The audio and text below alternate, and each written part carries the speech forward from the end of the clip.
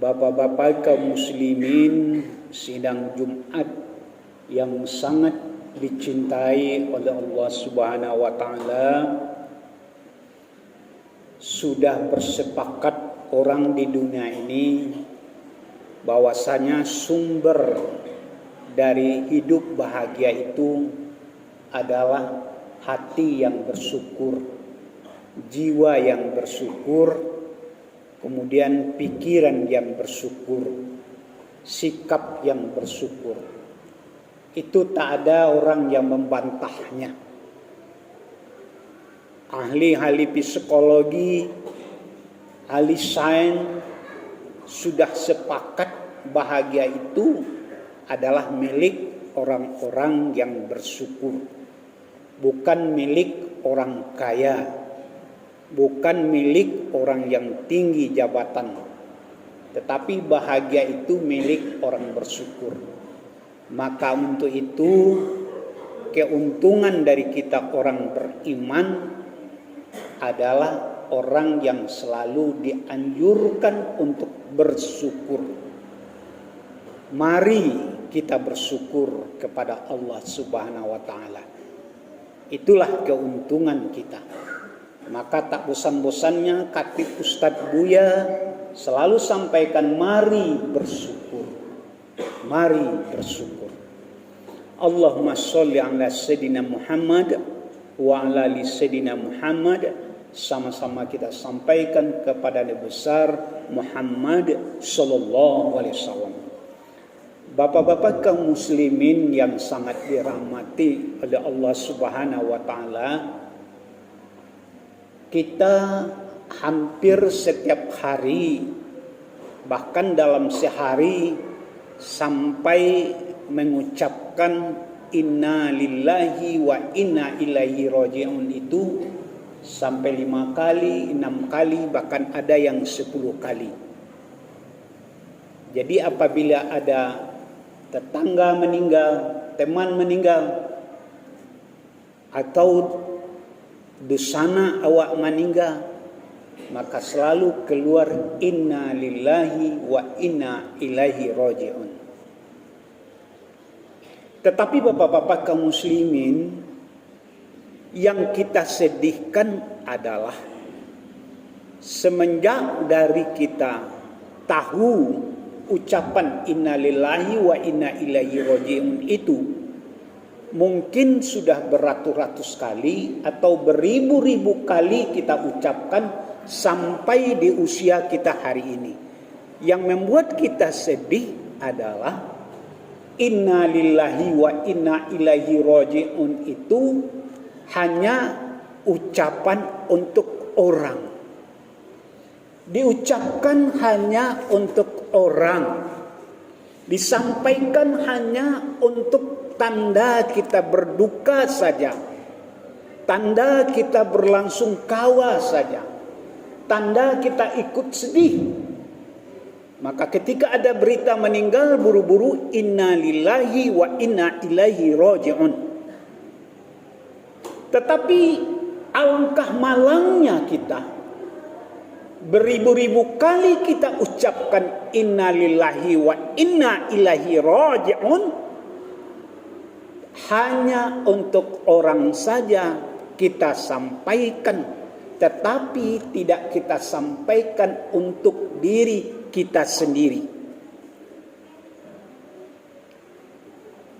Sesungguhnya makna inna lillahi wa inna ilaihi raji'un itu disuruh Allah kepada kita untuk mengucapkan itu adalah untuk diri sendiri. Untuk diri kita yang utama. Bahwasanya kita datang dari Allah, kita akan kembali dari Allah. Kita datang dari Allah, kita kembali kepada Allah. Itu sesungguhnya. Bukan hanya dengar orang meninggal inna lillahi wa inna ilaihi raji'un, selesai saja. Besok dengar lagi inna lillahi wa inna ilaihi raji'un, selesai saja. Tidak. Makna yang sebenarnya adalah wahai diri, wahai insan, wahai nyawaku, Suatu saat engkau akan kembali kepada Allah. Suatu saat engkau akan terbang. Suatu saat engkau akan berpisah dari jasad, dari badan yang kuat, yang gagah. Maka ketika kita sadar akan hal itu, di sanalah munculnya perenungan diri, keinsafan diri, kesadaran diri kita bahwasanya nyawa kita bukan milik kita, badan kita bukan milik kita, harta kita bukan milik kita. Semuanya hanya dititipkan Allah kepada kita. Bapak-bapak kaum muslimin yang dirahmati oleh Allah, bangga dengan badan yang gagah, bangga dengan tubuh yang kuat. Tetapi ketika Allah tidak menitipkan nyawa lagi di tubuh yang kuat, di badan yang gagah, semuanya tidak ada artinya. Semuanya habis. 1 bulan yang lalu kita dengar kejadian di Kapur 9. Ditemukan di belakang sebuah rumah, di tengah ladang. Rumah itu rumah yang tertinggal. Sebuah kerangka yang hanya tinggal tulang belulang saja lagi. Daging yang sudah mulai habis, sedikit saja lagi. Setelah diteliti, hitung punya hitung, rupanya sudah 10 hari nyawa meninggalkan sang badan. Sudah 10 hari dia meninggal tergeletak di belakang rumah yang jauh dari pemukiman penduduk. Kalau boleh kita ambil hikmahnya, apa hikmahnya?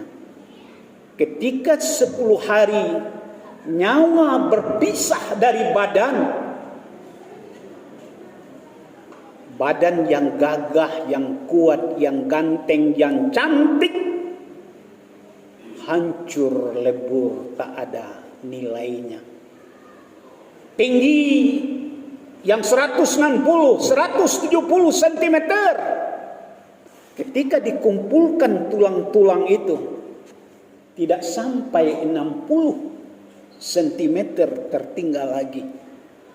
Dikumpulkan oleh orang tulang-tulang bapak itu, dimasukkan ke dalam plastik, tak sampai 60 cm panjangnya. Kami juga pernah menyaksikan seseorang yang terbakar tubuhnya, hangus seluruh daging yang terbakar. Ngeri kita melihatnya. Ketika dikumpulkan tulang-tulangnya, dibalut dengan kain kafan, kemudian disolatkan, dimasukkan ke liang lahat. Tubuh yang 165 cm tadi panjangnya, tak sampai 50 cm. Tak sampai 50 cm panjangnya lagi. Artinya ketika tubuh sudah ditinggalkan nyawa, napas, tidak ada artinya diri kita. Tidak ada gunanya diri kita. Maka siapa yang sadar akan hal itu, jangan banggakan kemolekan tubuh, jangan banggakan kecantikan badan, jangan banggakan kegagahan badan, jangan banggakan pangkat yang tinggi menempel di badan. 10 hari saja engkau ditinggalkan oleh nyawa, nyawa dicabut oleh Allah, diambil oleh Allah, diambil oleh sang pemilik. Yang gagah, yang tampan, yang cantik sudah kosong rosong, tinggal tulang belulang. Yang dikumpulkan orang hanya tulang belulang. Dimasukkan ke dalam plastik, dibungkus kain kapan, dimasukkan ke dalam kubur. Itulah arti fisik kita yang sebenarnya. Itulah arti badan kita yang sebenarnya. Maka jangan berucap inna lillahi wa inna ilaihi raji'un itu hanya untuk tanda duka kepada orang yang meninggal saja. Tapi ucapkan diri kita, kalau suatu saat orang akan ramai-ramai juga bilang inna lillahi wa inna ilaihi raji'un untuk kita. Dan jangan banggakan ketika ada orang meninggal diantar oleh ribuan orang ke pemakamannya sampai dia dikuburkan.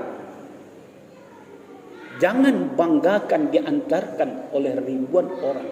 Karena yang diantarkan ke liang lahat oleh ribuan orang itu adalah fisik tubuh yang sudah tiada gunanya. Tubuh yang tak berguna lagi. Karena sebentar lagi akan menjadi cacing. Sebentar lagi cacing-cacing berebut di dalam tanah, memakan daging-daging kita, memperebutkan tulang wajah kita, memperebutkan daging-daging di dada kita, di jantung kita, diperebutkan oleh cacing-cacing sampai kita betul-betul kosong. Setelah cacing tidak bisa memakan tulang belulang, barulah cacing berhenti memakan tubuh kita. Artinya tubuh kita tidak ada apa-apanya kalau sudah ditinggalkan roh. Maka yang utama di diri kita itu adalah roh kita.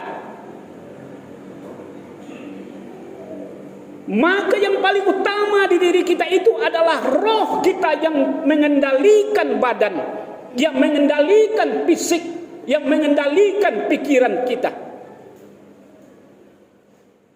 Itu yang paling utama dalam hidup.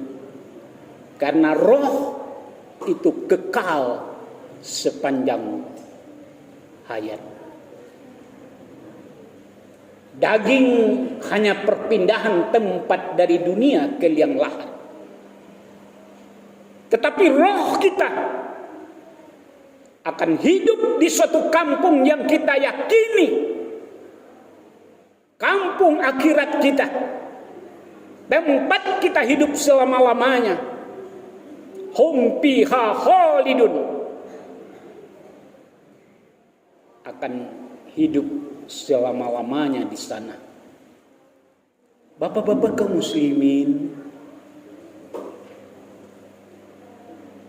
di Indonesia dengan jumlah 270 juta penduduknya, tahukah kita rata-rata meninggal setiap tahun ada 1,6 juta di Indonesia. 50 kota yang penduduknya 400.000 orang, rata-rata setiap tahun meninggal 3.000 orang. Setiap tahun 3.000 orang. Dan rata-rata setiap hari di 50 kota ini meninggal 8 orang.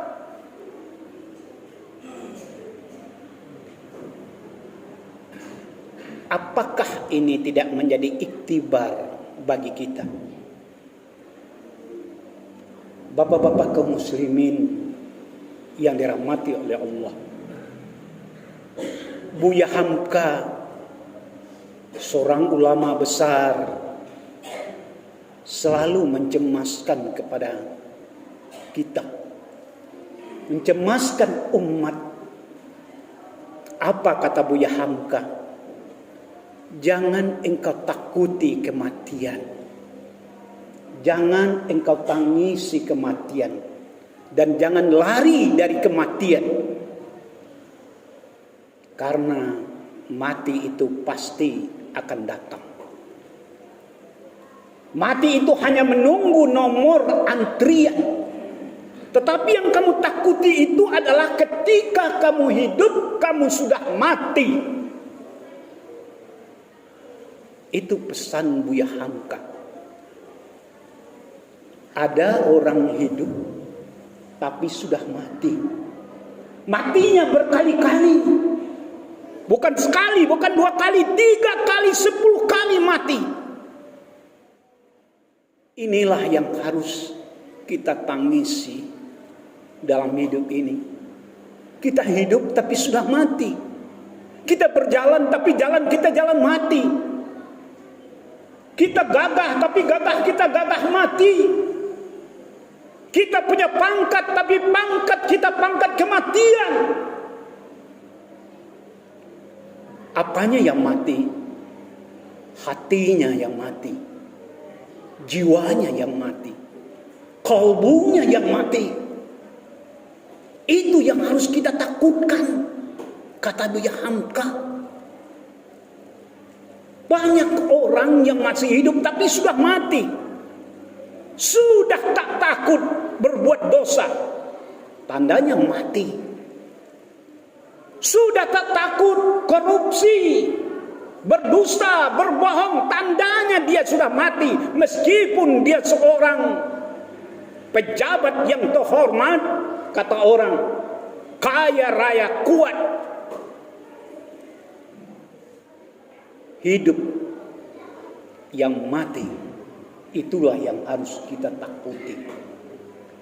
Apabila sudah tidak merasa kematian kawan-kawan, teman, sahabat, tidak merasa bahagian dari kita, kita besok akan masuk ke dalam kubur, maka tandanya hati kita sudah mati. Apabila sudah tidak takut berbuat dosa, tandanya hati kita mati. Apabila sudah tidak takut meninggalkan sholat, tandanya hati kita mati. Apabila tidak mau berinfak, bersedekah, tandanya hati kita mati. Apabila tidak kasihan melihat yatim piatu, orang telantar, orang hidup susah, tandanya hati kita sudah mati. Sanubari kita sudah mati.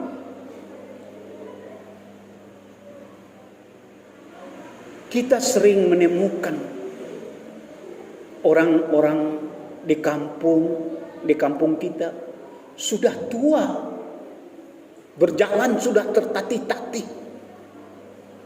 Kalau orang bilang mungkin tidak beberapa bulan lagi dia akan mati. Hidup susah, makan susah. Kadang-kadang hidup sebatang kara.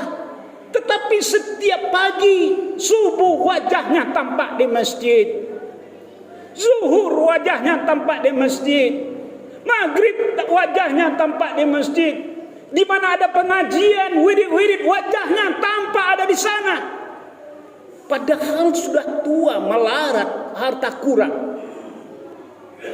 Maka itulah sebenarnya orang-orang yang hidup.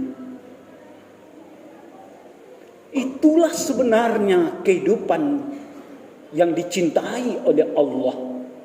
Karena Allah tidak pernah memandang fisik dia tua, dia lemah, dia bungkuk, dia miskin. Tapi yang dia pandang Allah hatinya. Masih sanggup sholat 5 kali. Sehari semalam datang ke masjid. Padahal lemah. Kadang-kadang ada yang kaki sebelah. Ada yang pakai tongkat, kedua-duanya jalan kuat ke masjid. Maka kata Buya Hamka lagi, kalau mau melihat orang hidup di atas dunia ini, lihatlah orang yang bisa datang 5 kali sehari semalam ke masjid. Mau melihat orang kaya yang hidup di dunia ini, lihatlah seberapa banyak dia bisa mengasihi orang-orang miskin, orang-orang susah. Jika melihat orang-orang hidup di dunia ini, lihatlah orang-orang yang suka memakan harta yang halal. Bapak-bapak kaum muslimin yang sangat dimuliakan oleh Allah, maka hiduplah kita di dunia ini. Meskipun kita sudah hidup, hiduplah kita sebenar-benar hidup. Walaupun hari ini, detik ini sebenarnya kita hidup, tetapi hidup yang dekat dengan Allah, hidup yang tak pernah putus nyawa kita dengan Allah. Banyak orang hidup tetapi terputus dengan Allah. Jiwanya terputus dengan Allah, koneksinya terputus dengan Allah, sinyalnya terputus dengan Allah. Itu adalah hidup yang mati, bukanlah hidup yang sebenarnya. Wallahu taro izil mujrimuna nakisuhu usihim inda rabbihim rabbana. Dan apabila kamu tahu orang-orang yang dikubur itu, yang sudah dikubur itu, yang sudah mati itu, dia meminta rame-rame kepada Allah, kembalikan aku ya Allah ke bumi, kembalikan aku ya Allah ke bumi. Rabbana absorna wa sami'na farjina na'mal sholihan inna muqinun. Aku akan bersedekah, berinfak menjadi orang soleh, tetapi fazuku bima nasitum liqa yaumikum hadza, rasakan olehmu siksaan yang pedih. Sayangnya Allah tidak pernah mengembalikan agak satu orang saja yang sudah mati, yang sudah dikubur, hidup lagi. Kalau ada satu orang saja yang sudah dikubur, yang sudah mati, yang sudah habis tulang belulangnya, dikembalikan oleh Allah, dijelmakan oleh Allah menjadi manusia seperti sedia kalanya, dan dia membawa kabar berita di dalam kubur, bagaimana pedihnya azab di kubur, bagaimana tersiksanya hidup di kubur yang berjuta-berjuta tahun lagi, dunia baru akan kiamat. Maka semua manusia, kata Imam Syafi'i, akan bersujud tersungkur menyembah kepada Allah. Barulah di sana dia bilang, iyyaka na'budu wa iyyaka nasta'in. Sesungguhnya hidupku, matiku kepada Allah menyembah. Dikembalikan satu orang saja oleh Allah, dan dia bercerita betapa kejamnya hidup bagi orang-orang yang tidak beramal di dunia ini, betapa kejamnya kuburan, betapa tersiksanya kuburan bagi orang-orang yang tidak beramal. Tetapi Allah tidak kembalikan satu orang pun supaya manusia itu sadar, insaf. Bapak-bapak kaum muslimin yang sangat dirahmati oleh Allah, untuk itu marilah kita sadari dan insafi bahwasanya yang pasti kita semua ini adalah akan mati. Dan sebelum kita mati, jangan kita mati. Bahwasanya kita semua akan meninggal, tetapi sadari sebelum kita meninggal, jangan meninggal duluan. Jadikan kuburan kita itu sebagai surga.